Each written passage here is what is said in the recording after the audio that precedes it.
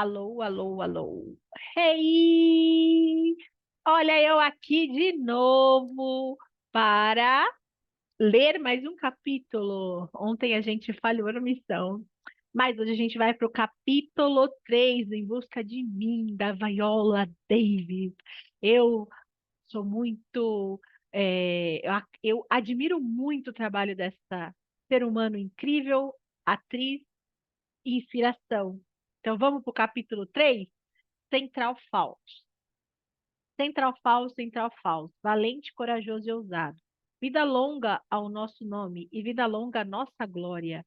E que, por muito tempo, nosso legado seja contado. Lema da Central Falls High School. 2 meses depois do meu nascimento, meus pais se mudaram para Central Falls, levando consigo as 3 filhas mais jovens, Anita, Dolores e eu, deixando os 2 filhos mais velhos, Diane e John, com os pais da minha mãe. Diane e John foram criados por meus avós por anos, até que minha mãe não aguentou mais ouvir histórias sobre eles apanhando na escola. Meu pai, Meus pais então o levaram para viver conosco em Central Falls. Central Falls, em Rhode Island, era uma cidade de 2 quilômetros quadrados, conhecida apenas por uma das mais populosas por metros quadrados dos Estados Unidos.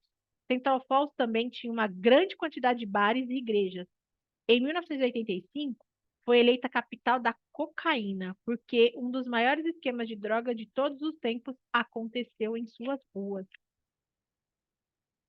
A história encantadora, a história ídica é que um dia a cidade foi chamada de Chocolândia por causa da quantidade de fábricas de chocolates que ali abrigava.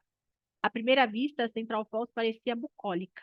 Havia inúmeros parques, mas o nosso parquinho era o Giant Park, por causa do Cougar Tower, local onde os observadores, pertencentes aos povos originários norte-americanos, testemunhavam a chegada do capitão Michael Pearce.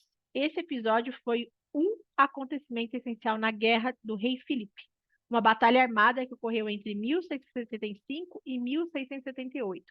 Entre os povos originários norte-americanos e colonos da Nova Inglaterra, nós nos mudamos para lá porque 2 dos maiores hipódromos do país ficavam em Rhode Island. Havia Lincoln Dolls e Lincoln Hipódromo Niagara. E Niagara era carinhosamente chamado de Guns.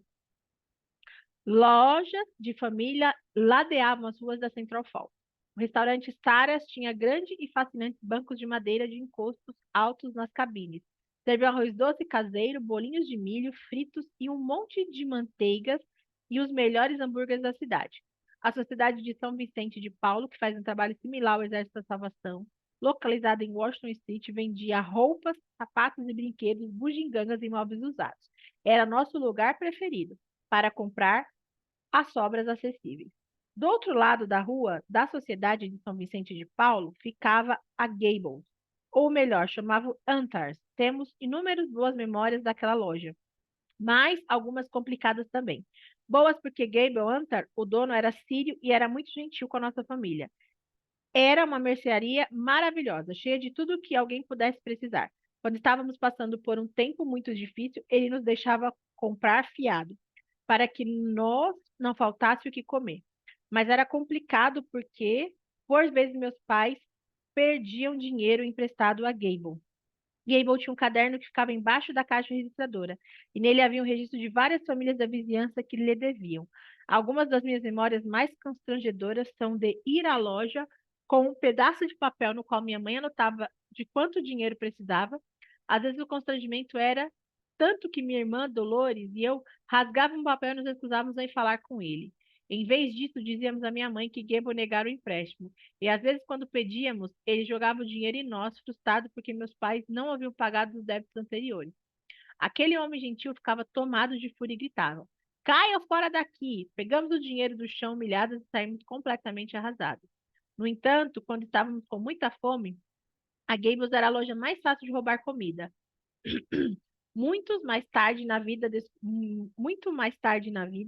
descobri que Gable perdera o filho no Vietnã. Isso provavelmente explicava a frustração e a tristeza nos olhos dele. Também deve ter sido o motivo da sua gentileza conosco. Quando crianças, e a razão pela qual nos ajudava a testemunhar nossa precariedade.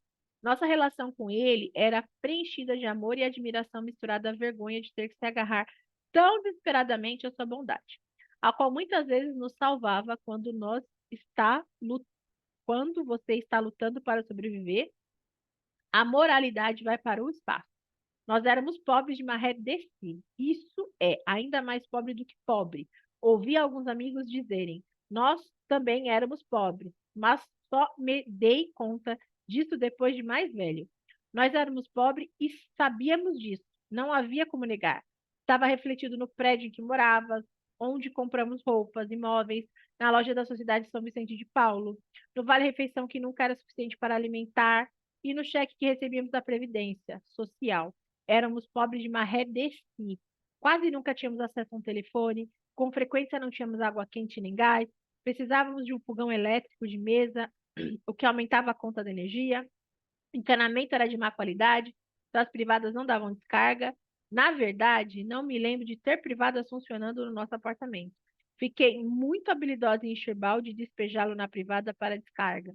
E como o nosso gás era cortado constantemente pela falta de pagamento, não tomávamos banho ou só nos limpávamos com água fria. Mesmo nos limpar era difícil, porque às vezes tínhamos toalha, sabonete e shampoo. E eu com certeza não sabia a diferença entre toalha de rosto e uma de banho. Um dos nossos primeiros apartamentos ficava no número 128 da Washington Street. Em tom de agouro, eu e minhas irmãs nos referíamos a ele como 128. O 128 era para nós mesmos, mesmo que o inferno. Quando nos mudamos, era um apartamento normal. Eu tinha 5 anos na época. No térreo ficava um alfaiate e havia uma varandinha agradável no terceiro andar, onde morávamos. O prédio era antigo, provavelmente construído em 1920 ou 30, mas foi mantido em boas condições. Então, o alfaiate fechou a loja e o prédio ficou condenado muito rapidamente. O ateliê do alfaiate foi fechado com tábuas. Sem manutenção, as instalações elétricas se tornaram perigosamente instáveis. Houve vários incêndios e o prédio logo ficou infestado de ratos. Na verdade, os ratos eram um problema tão grave que chegaram a comer o rosto das minhas bonecas. Eu nunca entrava na cozinha. Os ratos também haviam tomado conta dos armários da bancada. Era comum ver parte do reboco de gesso cair das paredes, revelando as tábuas de madeira que mantinham tudo em pé. Tínhamos que ir à lavanderia, lavar roupas, mas a combinação de falta de dinheiro, 5 filhos e um clima congelante significava que, na maior parte do tempo, a roupa suja ficava sem lavar por semana. Isso junto com o xixi da cama, e deixava a casa com um cheiro horrível. Os armários e os espaços embaixo das camas estavam cheios de sapatos, poeira e itens variados. Tínhamos até medo de limpar, porque talvez os ratos estivessem se esgueirando em minha bagunça.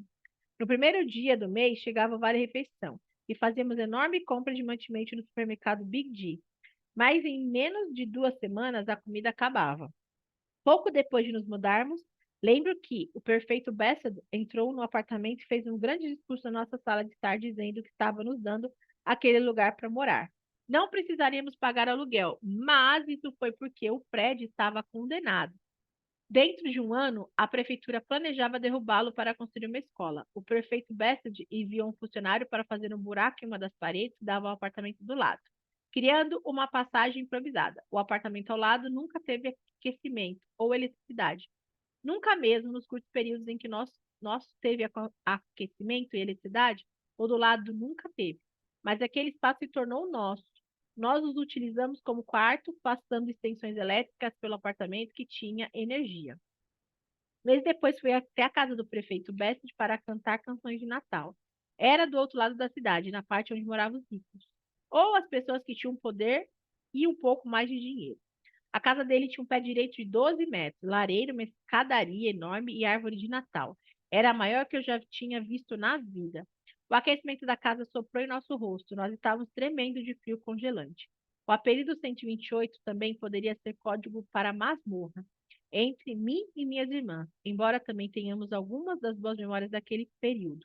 Minhas irmãs mais velhas, Diane, minha irmã mais velha, Diane, tinha ficado na Carolina do Sul com meus avós. Ela estava crescendo em escolas segregadas, onde a educação era abaixo do padrão e estudantes retintos costumavam ser espancados com vara até sangrar apenas por terem se recusado a nascer com a pele clara.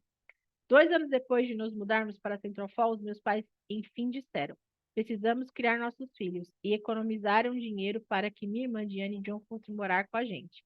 Diane tinha 9 quando entrou na Broader School, a mesma escola onde fazia o jardim de infância. A escola ia do jardim de infância até o sexto ano. Mamamá foi até lá com Diane para matriculá-la no quarto ano. Depois de fazer um teste de habilidades de leitura e matemática dela, foram classificados como tão baixo padrão que ela sequer poderia entrar no quarto ano. O Sr. Fortin, professor daquele ano, que sempre usava um bom terno e óculos de armação preta e cabelo lambido para trás, disse que a escola matricularia Diane no terceiro ano. Diane se lembrar de dizer ao Sr. Fortin: se você estuda comigo todo dia depois da escola, prometo que mostrarei o que posso ficar no quarto ano. E o Sr. Fortin respondeu: tudo bem, vou te ensinar e manteve a promessa. Todo dia depois da aula, Diane ficava na escola e ele sentava lá com ela. Diane nos disse: como eu sou mais velha, vou ensinar tudo o que aprender quando chegar em casa, assim vocês estarão adiantados. Compramos uma carteira escolar de segunda mão na Sociedade de São Vicente de Paulo. A cadeira era presa na mesa e tinha pequenos feixes na pintura. Na verdade, eles a tinham comprado para mim. Eu me sentava nela enquanto Diane nos ensinava o que aprendera na escola. Eu acabei me tornando uma aluna desagradável na escola, porque ficava entediada e dizia: já sei fazer isso, minha irmã Diane já me ensinou a tabuada de multiplicação. Entediada, eu queria conversar, queria brincar, já aprendi a escrever com letra cursiva, minha irmã Diane me ensinou. Diane tinha outro dom, era uma contadora de história incrível. Como nosso pai, podia transportar qualquer um a uma outra realidade apenas com o poder das palavras. Nós nos sentávamos e batia palmas. Jane, conte uma história, conte uma história.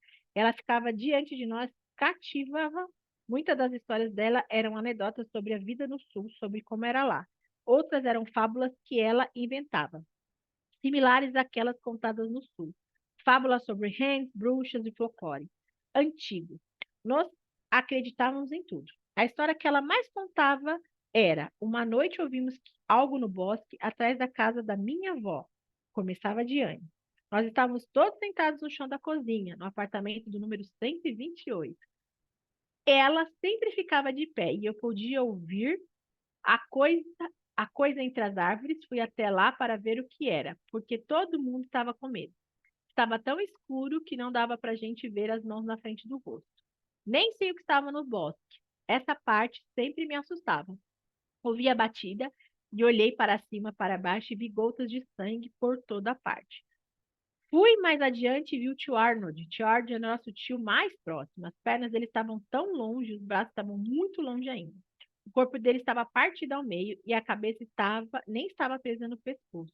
Fiquei em choque, comecei a gritar, então coloquei a mão na cintura e olhei para a cabeça dele e disse: Arnold, põe a cabeça no lugar. Quando ouvíamos a piada, morríamos de rir. Eu sempre gritava: de novo, Diane, conte de novo. Quando conheci Diane, foi numa rara ocasião em que tínhamos água quente. Eu devia ter uns 5 anos. Diane tinha 9 quando entrou em nossa vida em Central Falls. Lembro-me perfeitamente dela. Usava um bom casaco, tinha dinheiro e cheirava bem. Eu estava tomando banho e dizem, enrolando para me vestir quando ouvi Diane dizer: cadê minha irmãzinha? Ela entrou no banheiro, olhei para ela, olhou para mim e foi amor instantâneo. No meu cérebro infantil, parte do amor surgiu porque Diane se ofereceu para comprar doces para mim na loja do Gabi. Mas hoje, já adulta, reconheço que havia algo mais importante que me fazia amá-la. Diane olhou ao redor do apartamento bagunçada. Viola, você não quer viver assim quando for mais velha, quer? Perguntou baixinho. Ela não queria que minha mãe ouvisse. Não, Diane. Você precisa ter uma ideia muito nítida do que vai fazer se não quiser ser pobre pelo resto da vida. Precisa decidir o que quer ser. Então, tem que trabalhar muito, sussurrou. Lembro-me de pensar, eu só quero doce. Não consegui entender a parte abstrata do que ela disse. Era muito nova, mas algo que eu ainda não tinha as palavras para expressar, mas conseguia sentir, mudou dentro de mim o que eu quero ser.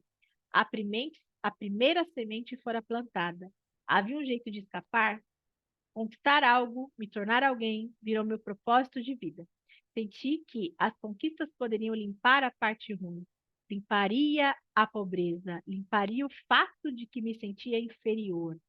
Como membro da única família negra de Central Falls, eu poderia renascer como uma pessoa bem-sucedida. Queria conquistar mais do que minha mãe conquistara. Desde os 5 anos, por causa de Diane, recriar, reinventar e redefinir se tornou minha missão. Embora eu não pudesse ter articulado isso na época da escola, ela simplesmente era minha aliada sobrenatural muito mais tarde, depois da faculdade de Juilliard dos palcos da Broadway, depois de ser indicada aos prêmios do Emmy, do Oscar, Tony, enfim, pude colocar em palavras o que foi aquele grande momento, incentivado por minha irmã naquele dia. Foi o catalisador, ou o agente que provocou uma pergunta maior. Eu não sou alguém agora? O que eu precisava fazer para ser digna? Aquele momento, aquela revelação, foi o verdadeiro começo do meu chamado para essa aventura. Gente, cada capítulo que eu leio aqui, de verdade, que força, não é? Que força. Deixa aqui seu comentário do que você achou no capítulo 3. Eu vou ver se eu consigo colocar a demanda em dia e ler o capítulo 4 ainda hoje, porque ele é um capítulo pequeno, mas seguimos aqui um capítulo por dia de Em Busca de Mim. Até breve!